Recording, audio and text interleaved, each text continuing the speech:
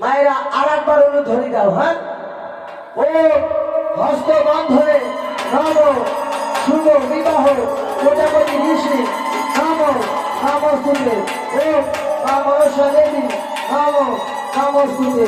ও মা মনসা দেবী নম নমস্তুতে।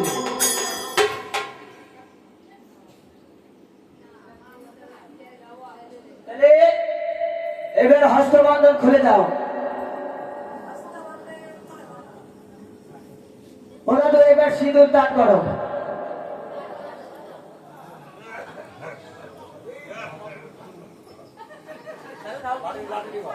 দাদু দাদারি সিঁদুর দান সবাই মিলে উঠে ধরে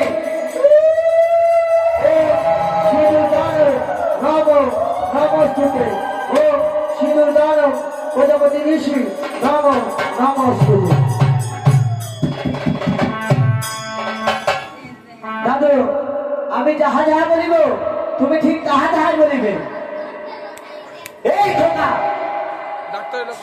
এই খোকা কারেন্টের সে কি রে? সে কি রে? টেন এক চর মারবো। টেন এক চর মারবো। এই আমি তোর থেকে বড় না ছোট? এই আমি তোর থেকে বড় না ছোট? আমি বিয়ে পড়াবো না। আমি বিয়ে করাবো না। তোর বিয়ে তুই পড়া। তোর বিয়ে তুই করা। আমি চলে যাবো। আমি চলেই যাবো। ও ঠাকুরমশাই কি হয়েছে? বলছে কি বলছে জানো? বলছে এই খোকা। হ্যাঁ, তারপরে বলছে তিন এক চর মারবো। আমি একটু ছোট না বড় বলে আর কি বলেছে? আরো অনেক কথা বলেছে। তা আপনি বিয়ে করানোর আগে কি কি বলেছিলেন? আমি বিয়ে পড়ানোর আগে বলেছিলাম আমি যাহা যাহা বলিব দাদু তুমি তাহা তাহাই বলিবে। তা আপনি কি বলার সময় ঠিকভাবে ভেবে বলেছেন? ও দাদু ভুল তো করি আমারছি মনে হয়। ও দাদু ভুল আমি করেছি, তুমি আমার কাছে ক্ষমা চাইয়ে নিও।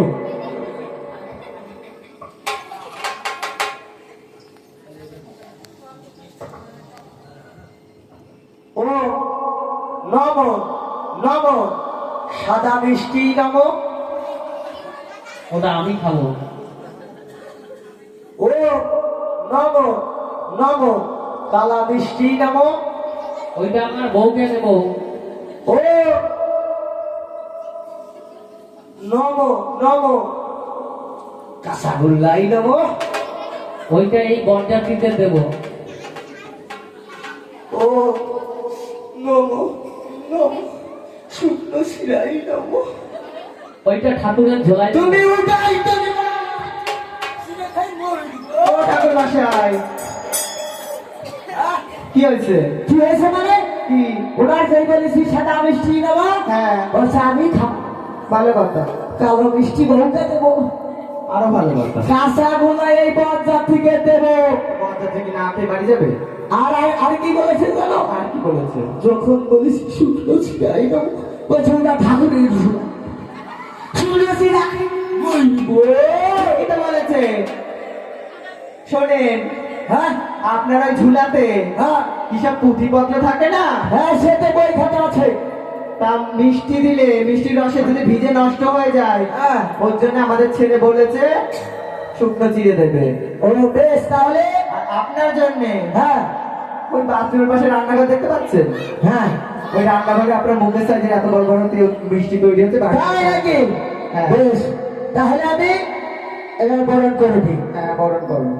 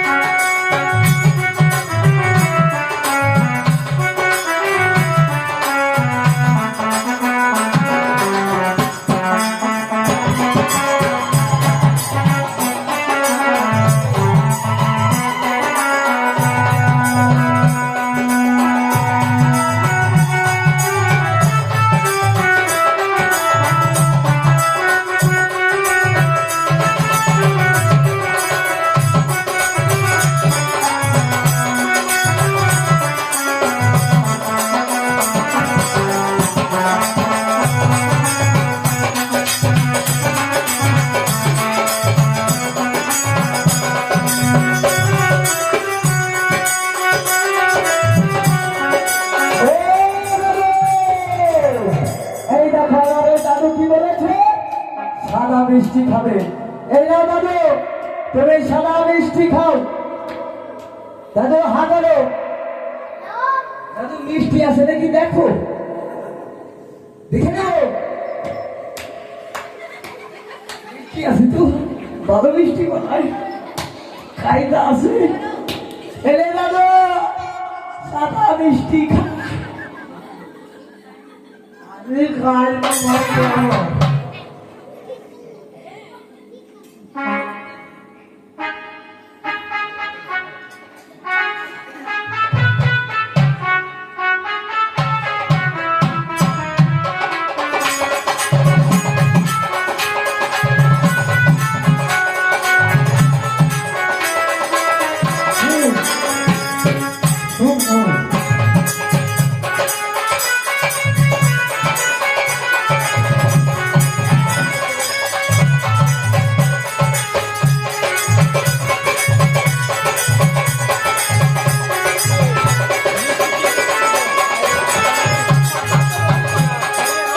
মায়েরা সকলে মিলে এবার সপ্তমা ঘুরবে। সকলে মিলে উলুধ্বনি, আর আমার এই যে বাবারা জয়ধ্বনি, আর ভাইয়েরা কি করবে? হ্যাঁ, তোমরা নাচ করবে, ঠিক আছে? চলো তাহলে এটা বাজনা বাজাও বসে। এটা আমার বসে হয়, সত্যি খুব ভালো বাজাও। আপনাদের গ্রামে লাগলে কি আসবে? যাও তাহলে বাজাও।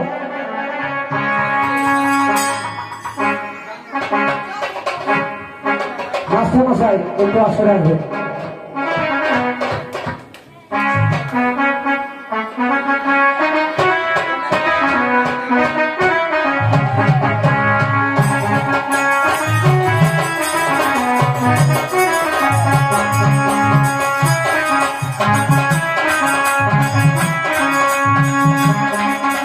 ওই তোমরা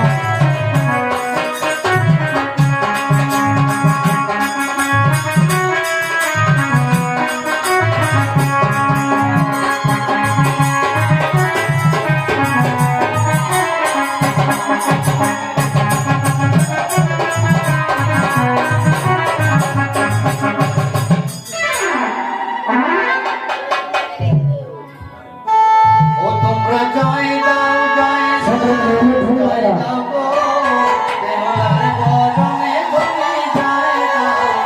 তোমরা জয় দাও, জয় দাও, জয় দাও গো। দেউলার বরণে তুমি জয় দাও গো। এক বাকো হলো উলুধ্বনি। ও বাকো হলো, জয় দাও, জয় দাও, জয় দাও গো। দেউলার বরণে তুমি জয় দাও গো। ওই সুবুদ্ধি ছিল কথা দিয়ে দেখতে এলো। জয় দাও, জয় দাও, জয় দাও গো। দেউলার বরণে তুমি জয় দাও গো। ও বাকো হলো দেওয়ার চাইরো বাকো হলো, জয় দাও, জয় দাও গো। চাইরো বাকো হলো দেওয়ার বাকো হলো, জয় দাও জয় দাও জয় দাও গো। উলুধ্বনি মায়েরা, সকলে মিলে উলুধ্বনি।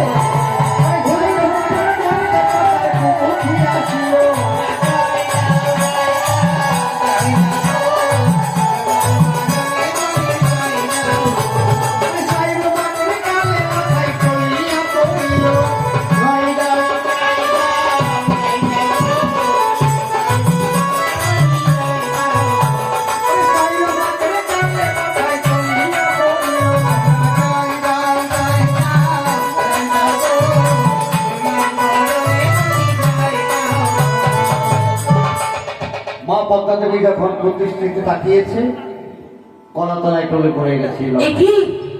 একই হলো স্বামী, স্বামী কথা বলো স্বামী, একই হলো স্বামী তোমার। বেহুলা যত কিছু জানতো সমস্ত কিছু সে প্রয়োগ করলো, কিন্তু কিছুতেই কিছু হলো না। শেষমেশ কি করলো? সেই সাঁওতালি পর্বত থেকে বিশল্য করণী এনে সেই পাতা শেষে রস করে খাইয়ে দিল, তবু লক্ষ্মীন্দরের কিছু হলো না। সেই ওষুধ গাল চুয়ায়ে চুয়ায়ে পড়ে গেল। কিন্তু মনসা বাড়িতে মনসা মন্দির, বেহুলার বাড়িতে মনসা মন্দির, মায়ের পুজো করে সর্বক্ষণ। তাই সে ছুটে গেছে মন্দিরে মা পদ্মা দেবীর কাছে। বলছে মা গো, মা মা গো, মা এ কি হলো মা? মা গো, এ কি হলো মা? এ তোমার কেমন নিল মা? মা গো, বলো তুমি, বলো মা, বলো। এ তোমার কেমন পরীক্ষা মা? সেই ছোটবেলা থেকে তোমার পুজো করে আসছি, এত পুজো করছি তোমার, তবু তুমি আমার পরীক্ষা নিচ্ছ। এ কেমন পরীক্ষা মা গো? বিয়ে না হতে হতে আমার প্রতি কলা তলায় টলে পড়ে গেল। বলো মা, বলো, এ তোমার কেমন পরীক্ষা মা? মা গো, আমার যেখানে বিবাহ সম্পন্ন হলো না, তার আগেই আমার স্বামী তলায় পড়ে গেল মা। কেন মা, কেন? বলো মা, বলো। শোনো মা গো কিশোরী, মা গো মনসা, দুহাতে মিনতি করি করি তোমার পায়ে। শোনো মা গো কিশোরী, মা গো মনসা, দুহাতে মিনতি করি করি তোমার পায়ে।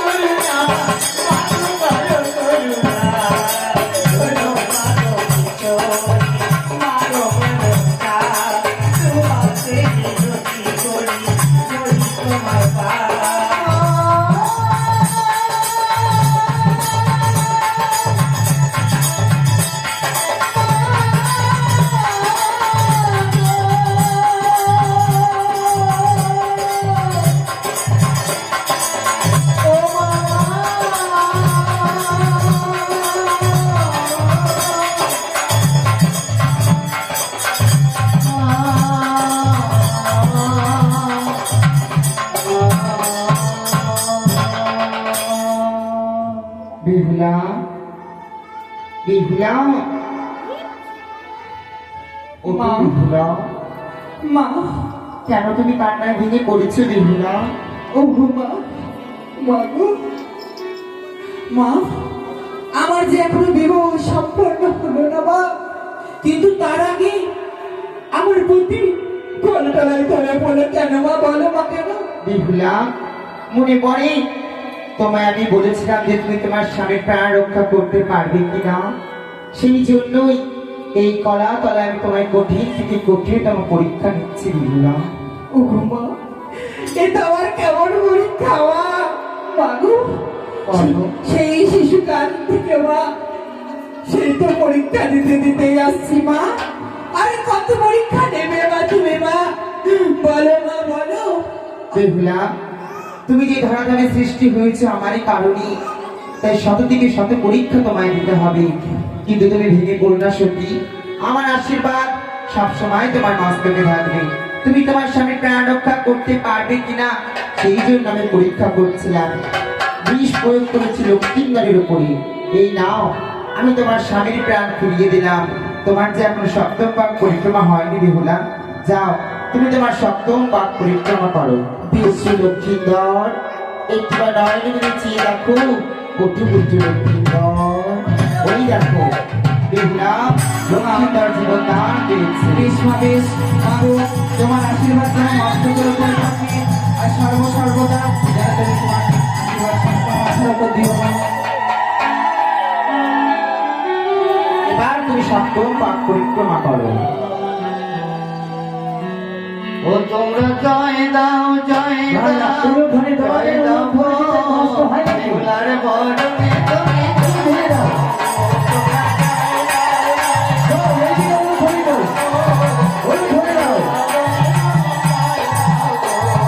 জয় বাকো হো বেহুলার কাছো বাকো হো, জয় দাও, জয় দাও, জয় দাও গো, বিহুলার বরণে তুমি জয় দাও গো। কাছো বাকো হো বেহুলার জয় বাকো হো, জয় দাও, জয় দাও, জয় দাও গো, বিহুলার বরণে তুমি জয় দাও গো। জয় বাকো হো বেহুলার কাছো বাকো হো, জয় দাও, জয় দাও, জয় দাও গো,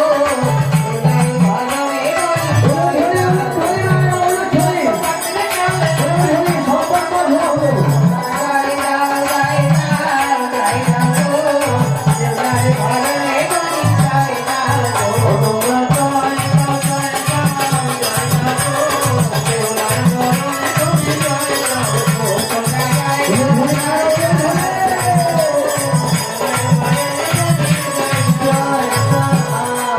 তাহলে শোনো, আমাদের সময় নেই বেশি। এই বাড়ির মালিক 501 টাকা দিয়ে এই বিবাহের বিরামনের দক্ষিণা দিতে হবে। তাহলে আমাকে দাও, মাস্টার তোমার গান তুমি করো। এদিকে বিবাহ সম্পন্ন হয়েছে। বিয়ে বাড়ি লক্ষ্মীন্দর ঘরে ঢুকেছে। চলে যাচ্ছেন নাকি? এই 10টা বাজলে করে কিনা উঠে আটা দেয়। এই যে তোমাকে এত প্রতিদিন এরকম দেখি। তোমাকে 10টা এত বাজলে ভুল। আটা দেয়।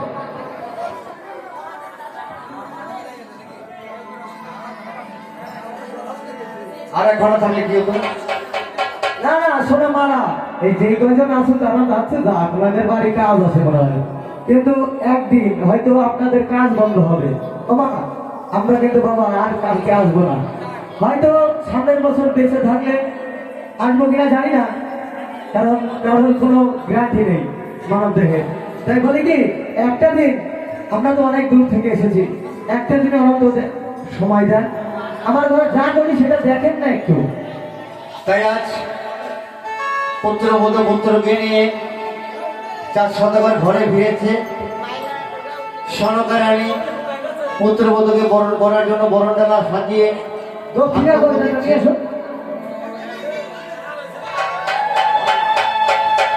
পুত্রবধূ পেয়ে সনকা কতই খুশি হলো, কি আনন্দ হলো, কি হলো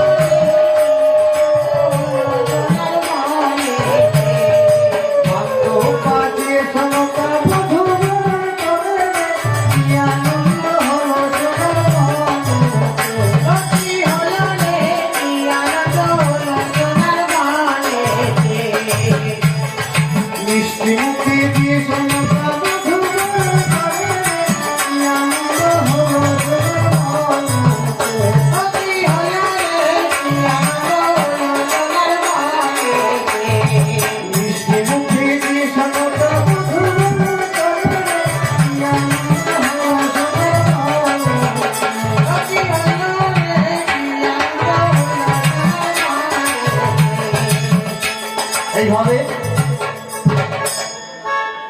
সনাতরানী পুত্রবধূকে বরণ করে সেই সাঁওতালি পর্বতে যেখানে বাসন ঘর, সেই বাসন ঘরে নিয়েছে। তাই বৌমাকে বলছে, বৌমা সাবধানে থেকো, আজকে তোমাদের কাল রাত্রি, এই কাল রাত্রিতে তুমি জেগে থাকবে, কাল রাত্রিতে ঘুমাতে নেই। কাল রাত খুব খারাপ রাত, এই কাল রাত্রে তোমরা জেগে থাকবে, কেউ ঘুমাবে না।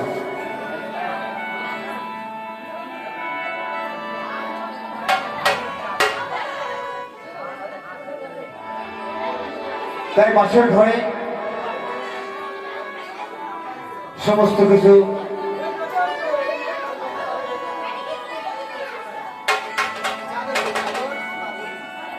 পালঙ্ক ফুলসজ্জার ফুল দিয়ে সাজিয়েছে, পালঙ্ক সুন্দর করে সাজিয়েছে। আর লক্ষ্মীন্দর আর বেহুলা সেই ঘরে প্রবেশ করেছে।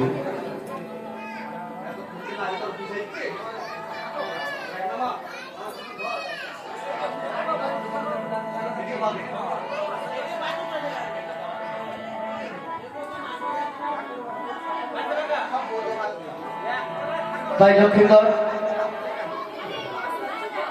আর বেহুলা সেই পালঙ্কে বসে আছে। ঘরে ছিল 4টি মোমবাতি, ওই বাসরের 4 কোণায় 4টি মোমবাতি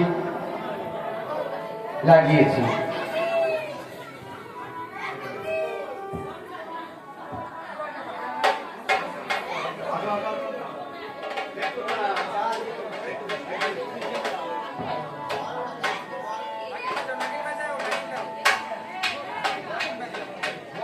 চারটে মোমবাতি থাকবে ঘরে।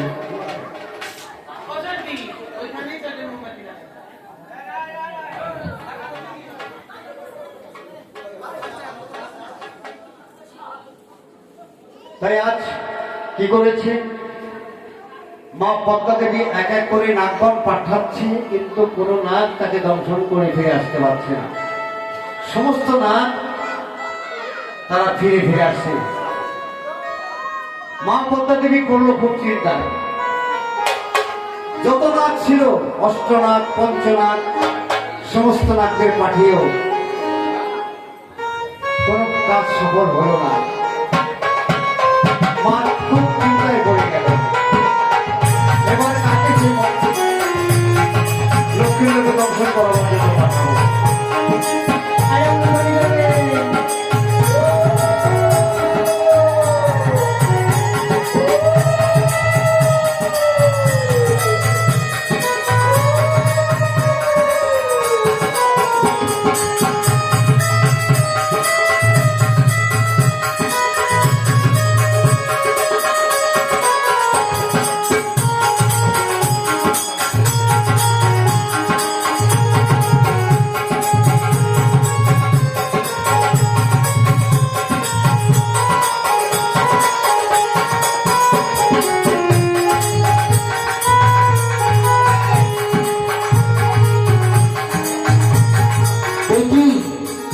আমি একটা আমার সাধনা অষ্টনাগ যত নাম ছিল সবাইকে পাঠালাম লোভময় বাসর ঘরে, কিন্তু সবাই নিরাশ হয়ে ফিরে এসলো।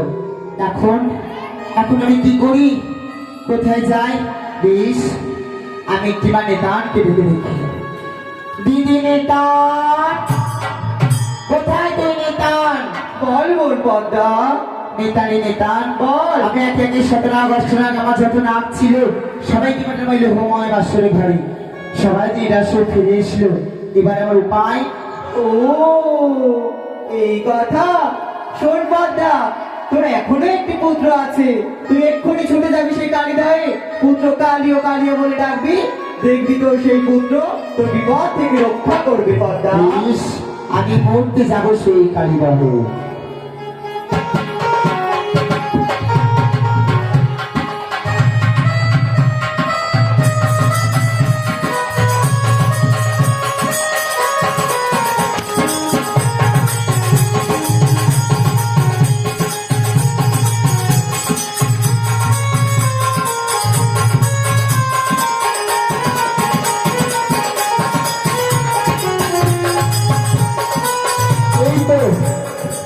সেই কালিদাহ, এই কালিদাহ হচ্ছে আমার পুত্র কালীয়।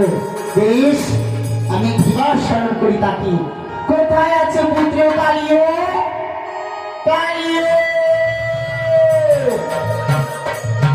কালীয়,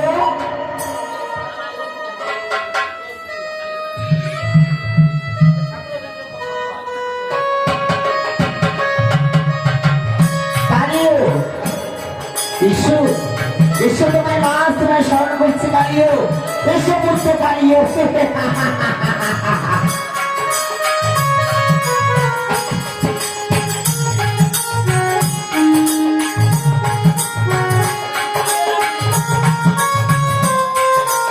মা, মাগো, তুমি কেন স্মরণ করেছো মা? তোমায় কেন স্মরণ করছি জানো কালীয়? মা, তোমাকে যে পাবে সেই লোহময় বাসর ঘরে, লোহময় বাসর ঘরে গিয়ে লক্ষ্মীন্দরকে দংশন করতে হবে। লোহময় বাসর ঘরে গিয়ে লক্ষ্মীন্দরকে দংশন করতে হবে। হ্যাঁ পুত্র, ও মা, বলো। মাগো, আমি যে দংশন করতে পারবো না, কেন? তার যে কোনো আমার শক্তি নেই।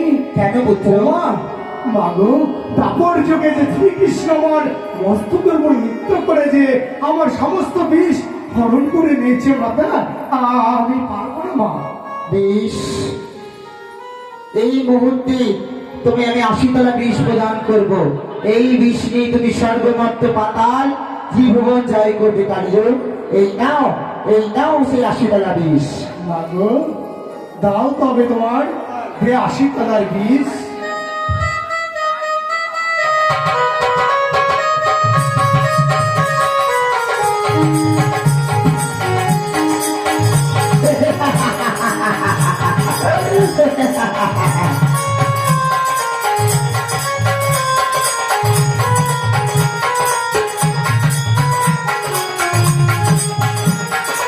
যাও কালীয়।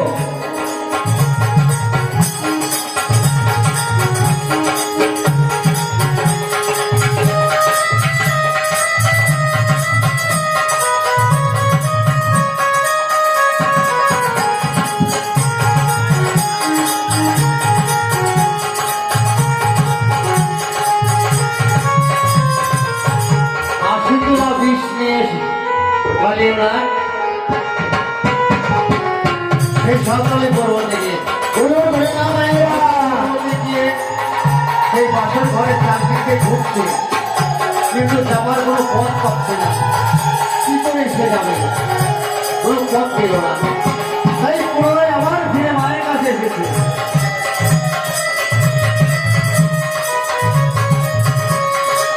বলছে, মা, মাধব, মা, বলো, ও মা, তুমি তো আমার বাসর ঘরে পাঠিয়েছিলে তাই না মা? হ্যাঁ, ও মা, আমি যে সেই ঘরে প্রবেশ করবার কোনো পথ খুঁজে পেলাম না মা। পেলে না? না মা, এই না। নাও, আমি তোমায় দিব্য নয়ন দান করলাম। চেয়ে দেখো, ওই বাসর ঈশান করে একটি ছিদ্র রয়েছে। সেই ছিদ্রে পানির মধ্যে এবং চুলের ফোঁটা রয়েছে। তার সঙ্গে যদি তুমি তোমার কাল নিঃশ্বাস ত্যাগ করবে, একটি সুড়ঙ্গ সৃষ্টি হবে। সেই সুড়ঙ্গের ভেতর দিয়ে তুমি লক্ষ্মীন্দরকে দংশন করো। এই আমি তোমাকে দৃষ্টি প্রয়োগ করলাম। যাও কালীয়।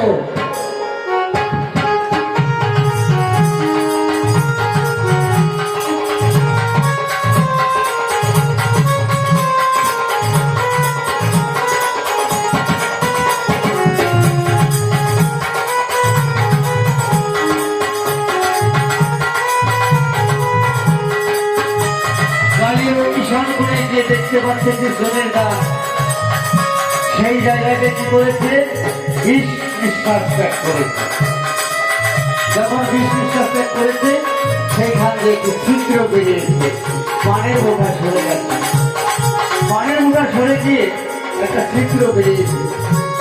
সেই ছিদ্র দিয়ে কালীয় সুতোর আকার ধারণ করে সেই বাসরেতে প্রবেশ করেছে।